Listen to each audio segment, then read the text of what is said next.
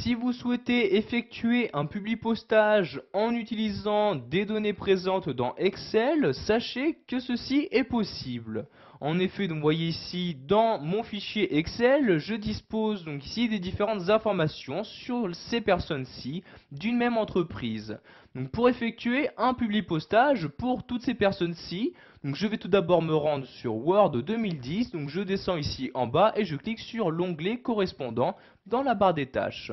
Je me rends ensuite en haut et je clique ici sur Publipostage. Je vais donc pour commencer choisir le type de publipostage que je souhaite effectuer. Je clique donc ici sur Démarrer la fusion et le publipostage. Je vais par exemple ici créer des enveloppes. Je clique donc ici sur Enveloppe comme ceci. Donc dans cette fenêtre-ci, qui me demande quelle taille d'enveloppe je souhaite utiliser, je vais laisser les différentes valeurs par défaut et je clique ici sur OK comme ceci, puis donc dans cette nouvelle fenêtre sur OK comme ceci. Donc vous voyez maintenant l'enveloppe est créée. Je vais maintenant choisir les destinataires. Je clique donc ici sur le bouton sélection des destinataires. Donc ici, ces destinataires se trouvent dans un fichier Excel. Je vais donc cliquer ici sur utiliser la liste existante. Il ne me reste maintenant plus qu'à choisir dans la fenêtre qui vient d'apparaître quelle liste je souhaite utiliser. Je clique donc ici sur Bureau et je vais sélectionner donc la liste. Donc ici je descends, je sélectionne le fichier Excel et je clique ici sur Ouvrir comme ceci. Donc ici, comme vous pouvez le voir, ce fichier Excel possède plusieurs feuilles. Je sélectionne la feuille correspondante, donc ici la feuille numéro 1. Je clique ensuite sur OK comme ceci. Donc maintenant, les destinataires ont été sélectionnés. Sachez que vous avez la possibilité de modifier cette liste en cliquant ici sur l'outil Modifier la liste de destinataires. Vous avez dans cette nouvelle fenêtre-ci donc les différents destinataires présents dans cette liste-là. Sachez que vous pouvez en ajouter, donc en cliquant ici sur la source de données, donc ici le personnel d'entreprise, le document Excel, je clique sur le document en question, puis je clique ici sur modifier. Comme vous pouvez le voir ici, j'ai une erreur me disant que le document est actuellement utilisé. Donc je vais cliquer ici sur OK et fermer ce document. Donc vous voyez ici, je le sélectionne et je clique ici sur la croix comme ceci pour le fermer sans enregistrer les modifications. Donc maintenant je recommence la manipulation, je sélectionne le document et je clique ici sur modifier. Donc je peux maintenant modifier chacune des valeurs. Donc par exemple ici modifier le nom de la personne, ou encore son prénom, sa responsabilité, etc. Vous pouvez, si vous le souhaitez, ajouter une entrée, donc un destinataire dans cette liste, en cliquant ici sur Nouvelle entrée, et vous allez renseigner les différents champs que vous connaissez. Donc par exemple, comme un nom de famille, donc ici je vais par exemple mettre Martin comme ceci. Ensuite, le prénom, donc je clique dans le champ correspondant, j'insère ici donc le prénom. Donc je vais par exemple mettre ici donc le prénom Daphné comme ceci. Vous pouvez également ajouter un titre, donc une fonction dans une entreprise, la société dans laquelle elle travaille. Si cette personne possède une adresse mail, donc je clique ici dans le champ, je vais renseigner son adresse mail.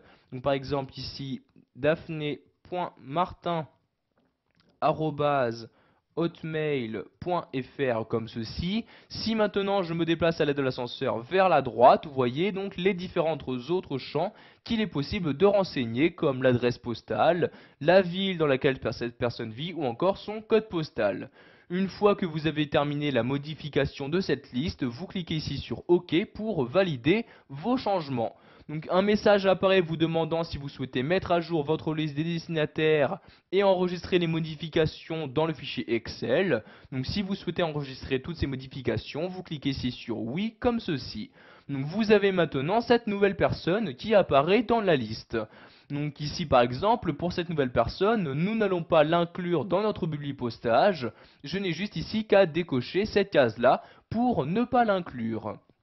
Vous avez la possibilité dans cette liste de choisir leur ordre d'apparition, de filtrer ou encore de rechercher des doublons. Vous n'avez juste qu'à cliquer ici sur les liens correspondants. Donc ici je clique sur OK pour valider tous mes changements. Je vais donc maintenant insérer donc le bloc d'adresse en cliquant sur bloc d'adresse comme ceci.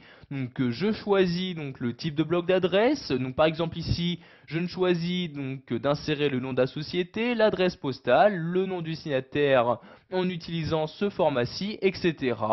Donc ici je clique sur OK pour l'insérer comme ceci.